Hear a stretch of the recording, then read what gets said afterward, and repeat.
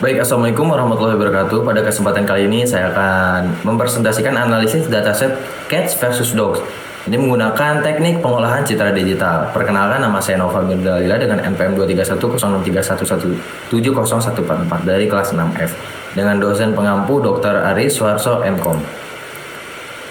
Untuk persiapan awalnya, untuk di sini mata kuliah dari PCD atau pengolahan citra digital. Sifatnya untuk memenuhi proyek individu UAS dengan dataset Cats versus Dogs. Karena saya NPM terakhir 44 kan, jadi mendapatkan Cats versus Dogs. Nah, untuk dataset ini saya dapatkan dari Kaggle. Ini memiliki total sekitar 25.000 citra lebih atau kurang lebih 25.000. Nah, saya pakai Colab untuk menjalankan Python-nya. Lalu untuk total sampel yang saya gunakan ini ada totalnya 400 citra ya. Nah, untuk distribusi kelasnya juga saya ambil 200 citra kucing dan 200 citra dogs. Untuk data splittingnya 75% dan 25%. Data trainingnya saya ambil 300 citra, ini 150 cat dan 150 dog. Dan untuk testingnya 100 citra, 50 cat dan 50 dogs. Nah, strategi ini saya gunakan agar tetap balance ya antara cats dan dogs. Untuk tahap 1, masuk ke akuisisi dan analisis dataset. Ini kurang lebih seperti tadi. Saya mengambil sampelnya 400, trainingnya 300 dan testing 100. Dan ada visual distribusi kelasnya di sini. Nah, untuk tahap visualisasi juga saya pakai 10 sampel secara acak random. Dan untuk memvalidasi variasi latar belakang, ada background complexity. Jadi ada beberapa yang random seperti backgroundnya itu tembok, kandangnya dan lain-lain ya. Dan juga okulasi dan pose. Ini terlihat dari seperti kucingnya sedang duduk kah atau sedang berdiri kah. Nah, ini juga bisa nanti untuk menguji efektivitas fitur bentuk di tahap 6 nanti. Dan juga kondisi pencahayaan yang akan saya jalankan ada di tahap 2. Nah, masuk ke tahap 2, operasi citra berwarna. Nah, saya coba di sini konversi dari RGB ke grayscale. Nah, di sini itu untuk mereduksi dimensi ya, mengurangi data dari 3 channel ya, RGB tadi menjadi 1 channel tanpa kehilangan struktur penting dari gambarnya. Untuk persiapan fitur ini menghilangkan noise warna juga yang nggak relevan. Jadi fokus aja kontur dan tekstur bulu hewan untuk GLCM nanti. Selanjutnya ada analisis ruang warna HSV ya. Nah, untuk di sini saya juga sudah melakukan terhadap cats dan dog untuk hue, saturation dan value-nya ya. Nah, untuk hue sendiri ini warna ini merepresentasikan warna murni ya, yang jenis pigmennya. Selanjutnya untuk saturation juga untuk mengukur kemurnian warna. Untuk value ini kecerahannya, menunjukkan intensitas cahaya agar lebih mendetail aja.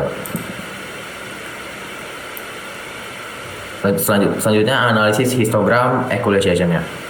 Sini saya sudah buat visual histogram dari cat dan juga dogs ya. Bisa dilihat ini ada perbedaannya setelah dilakukan stretching. Nah, untuk distribusi intensitasnya ini sebelum proses original ini histogram cenderung lebih menumpuk ya. Cuman ada lebih sempit lah. Nah, sudah di stretching kan atau pemeratakan, distribusi pikselnya tersebar merata seluruh ke rentang 0 sampai 255 maupun yang cat atau dogs ya. Selanjutnya masuk ke tahap 3, operasi citra banner. Di sini saya dapat threshold global dan operasi morfologi, erosi, dilasi dan opening dan closing. Nah, untuk threshold global di sini cat mendapatkan 98 dan dogs itu 151. Hasil observasinya seperti itu dan karakteristik ini threshold global ini adaptif dengan kondisi pencahayaan. Selanjutnya analisis operasi morfologinya, erosi, dilasi, opening dan closing. Saya sudah melakukan ini untuk cat dan dogs pastinya agar tetap balance. Untuk tahap 4 di sini segmentasi citra. Saya menggunakan K-means segmentation. Nah, untuk K2, K3, K4 sudah dibuat dari originalnya. Nah, untuk K2 ini cuman misahin latar belakang yang kontras ya, tapi detail belum terlalu detail di sini. Nah, untuk K3 ini yang paling optimal, berhasil memisahkan citra menjadi 3 komponen utama. Nah, untuk yang 4 ini terlalu mendetail, jadi over segmentation. Jadi ambil yang K3 ya. Nah, untuk analisis K-means tadi, kelebihannya itu mudah diimplementasikan. Nah, kekurangannya sensitif terhadap inisialisasi sentroid, jadi nggak menjamin konversi global. Jadi yang tadi yang optimal itu 3 ya, menyeimbangkan detail dan kompleksitas. Hasil segmentasinya seperti ini. Lanjut ke tahap 5, restorasi citra. Saya mendapatkan salt and pepper noise tambah filter median Gaussian dan Wiener. Di sini untuk salt dan pepper noise ditambahkan amonia 5%. Restorasi citra di sini ya sudah ada, dan perbandingan PSNR dan MSC antar filter kurang lebih untuk PSN cat dan dog ini sama ya. Coba lebih detailnya di selanjutnya. Nah, ini untuk lebih detailnya perbandingannya MSC dan PSNR ya. Untuk PSNR ini lebih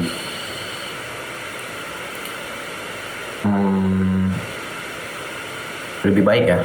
Nah, di sini PNR lebih tinggi, kualitas render lebih baik.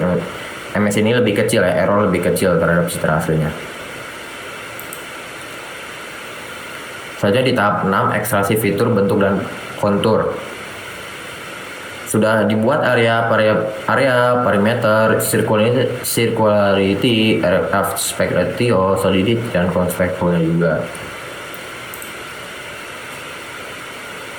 Nah, untuk fitur kontur objek, bounding box, dan convex hull. Di sini saya sudah pisahkan antara 3 tadi, dan juga saya contohkan terhadap dua hewan ini, cat dan dog ya. Nah, untuk yang kontur ini, yang hijau ya, berhasil mengikuti lekuk tubuh, walaupun tidak terlalu perfect ya. Soalnya untuk yang convex hull ini kayak menunjukin area cembungnya, jadi bisa mendeteksi nih kayak ekor atau telinga yang menonjol gitu ya. Soalnya untuk yang bounding box ini digunakan untuk menghitung aspek ratio. Jadi ini membantu kalau kucing sedang duduk kah atau sedang berdiri kah. Masuk ke tahap 7, ekstraksi fitur tekstur. Saya mendapatkan GLCM ya, kontras, energi, homogeneity, dan correlation. Di sini ada fitur GLCM sampelnya, dan juga mengekstrak GLCM dari semua gambar training tadi. Nah, untuk tabel GLCM ini preview 10 baris pertama. Mendapatkan segini. Distribusi fitur GLCM cat versus dognya. Ini ada visual untuk kontras, energi, homogeneity, dan correlation. Lanjut di bonus, klasifikasi KNN SVM Random Forest. Nah, saya coba di sini, dan yang terbaik itu Random Forest ya. Saya mendapatkan sekitar 63. Ini lebih detailnya, ada akurasi, precision, recall, dan F1 score. Saya juga bisa lihat Random Forest itu yang paling terbaik ya, yang paling dari 2 ini. Nah, itu untuk conversion metricnya juga mendapatkan hanya 63 untuk Random Forest. Nah, ini untuk lebih detailnya lagi, classification laporan lengkapnya.